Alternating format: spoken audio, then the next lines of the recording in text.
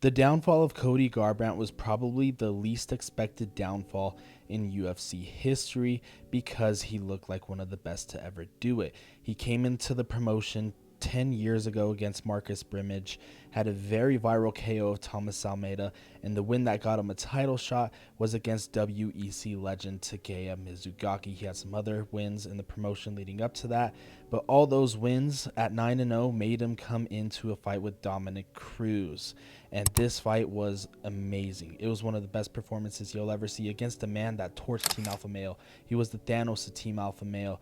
It had so many people chattering and saying things like Cody's prime lasted 25 minutes. Cody was the best bantamweight fighter of all time for about 25 minutes. Another person said, one of the best 25-minute performances you'll ever see.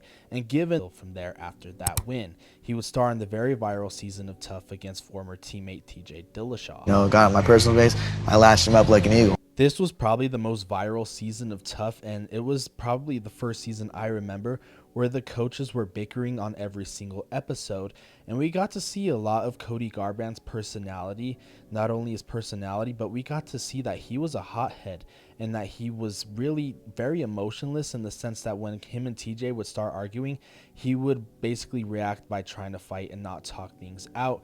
And that kind of made him a little bit more hated. One person said Cody has a mentality of a 7th grader that listens to avenge sevenfold. But as I mentioned 30 seconds ago, this is where everything went bad. He lost both fights to TJ Dillashaw, not just lost, but got KO'd terribly. Then lost again by KO to Pedro Munoz in an absolute war. Came back in 2020, the Pandy era, had a pretty viral knockout, and this win signified his first win in 4 years. During this time when we were all going through it, you know what I'm talking about, people were thinking, all right, the old Cody is back. He lost to TJ Dillashaw twice. He lost to kind of an up-and-comer in Pedro Munoz, but he beat a top 10 guy in Rafael Assunção. Not only beat him, but he beat him in a way that basically was saying this was one of the best KOs of the year because it was 1 second left in the first round and he still knocked him out. But during that time, he was going through a lot of issues with COVID. He had COVID for a long time, he said. He was going through a lot of issues with vertigo that he'll touch upon later that has been lingering him throughout his entire career. He was supposed to have a fight with Deiveson Figueiredo at the end of 2020, but that ultimately fell through because Cody Garbrandt was dealing with all the stuff that I just mentioned. So injuries aside, this guy could have probably got 1 to 2 more fights in 2020, but those sidelined him and basically it slowed down his career and the momentum that he built in 2020. He would come back in 2021 and lose a decision to Rob Font, then drop 10 pounds to flyweight and get KO'd brutally against Kai Kara France. Then he had some fights canceled in 2022 and the first part of 2023 as well. And during this phase of 2023 to 2024, he got a new look. He got a horrible sword tattoo, and he had more tattoos than he had wins in the past 10 years, 3-7 since winning the title. He had fallen out of the top 10 in 2021, then fallen out of the top 15 in 2022, to where he was fighting guys that stuck around in the UFC for a while but would never fight for a title, or he would fight up-and-coming fighters.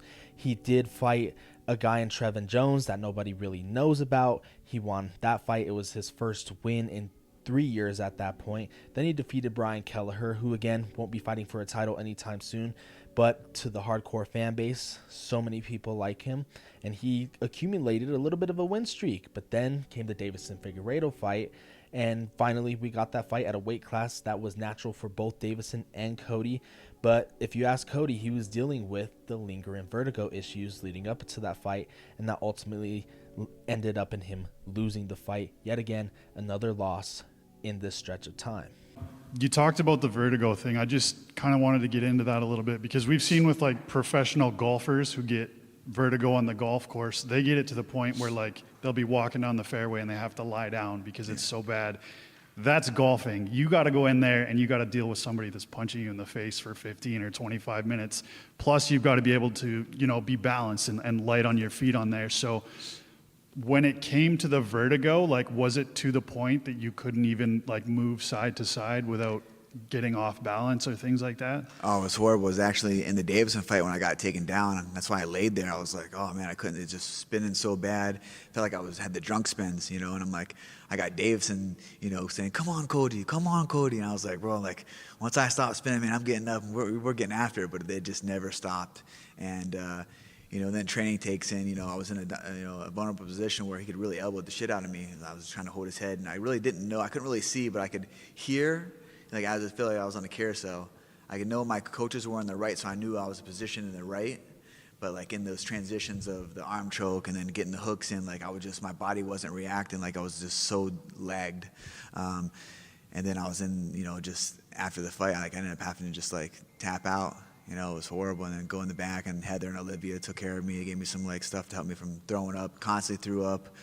I went back and watched the fight at my house, and I kept like laying my head back a little bit and running to the bathroom throwing up. Finally, we went to the hospital, and I was admitted to there and just kept throwing up. And thought we had it right. Went to see Dr. Collins in UPMC in Pittsburgh. Did their vestibular therapy. Did all that again. I was like, all right, cool, feeling good. Body was feeling good. I got back in the training. Like, it was all right. And then,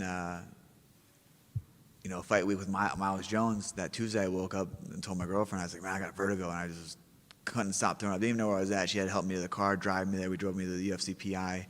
Heather advised us to go there. Dr. Davison saw us at the hospital.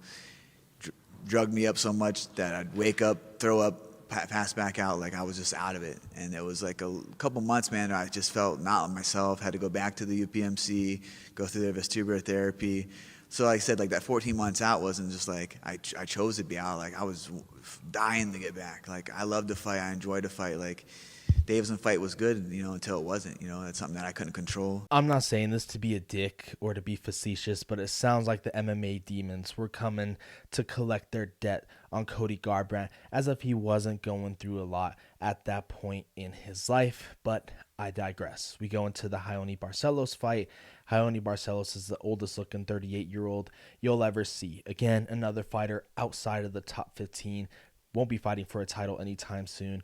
So at this point, many people, including myself, are wondering, what is Cody fighting for at this point in his career? Does he believe he can rack off some wins to get into the top 15, get into the top 10, get into the top 5 in a stacked bantamweight division and get one more title shot? Because again, he's long in the tooth, especially in fight years. He is not the young spring chicken that he was in 2015 that KO'd the same opponent that Conor McGregor had for his UFC debut. This guy was fighting basically for himself and to show that he could stay healthy during a fight camp, so much so to the point where he thankfully became sober. Hey, Cody, I saw on Instagram you recently, I think about 2 weeks ago, hit 3 years sobriety. So congratulations on that. Can you sort of speak to how that journey has been as it coincides with your mixed martial arts journey? Yeah, thank you for that. I appreciate it. Being sober has been a game changer for me. Not that I was a big addict but when I chose to do that, it was always never right decision. So for me, for my career, it's amazing. As a father, it's amazing. As a boyfriend, it's amazing. As as a son, a brother, like it changed my life in a way that I didn't think that it would. But as I keep progressing and I'm in that sobriety, I'm stronger. I feel better. I feel clearer. 6 months I haven't smoked weed either, and I've smoked weed since I was 12 years old, 13 years old. So man, just like the clarity that I have going in, it's nice, man. Like it's just nice to have that mental edge, of clarity inside my career, but also in my life. Like there's no coping mechanism.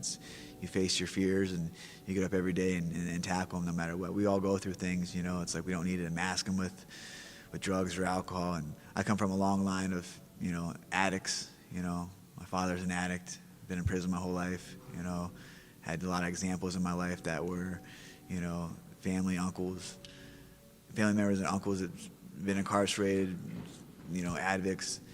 So it's, something that I never wanted to do, and I always wanted to make my mom super proud, so I just, if I can quit one thing that's not, a bad habit, then but it's helped out a lot. At the end of the day, this is a really sad story. Like I said in the beginning, I'm pretty sure nobody would have expected this downfall from such a great fighter. He's a great father as well, so I feel really bad that this happened to him, in the sense that he had such a promising career that it all went to shit basically after that Dominick Cruz fight. You can't help but to think he used all his strength, he used all his, basically when you're looking at it in a video game aspect, he used all his strength, he used all his stamina, all his speed, all his power for just one man and one man only, and after that he could just never regain it back against the top of the spear competition. And it's just so crazy to think about. It's been almost 10 years since his Dominick Cruz fight, and I don't think he could ever recapture that magic that he once had. But nonetheless, it's a hell of a career, and he's a bona fide UFC Hall of Famer.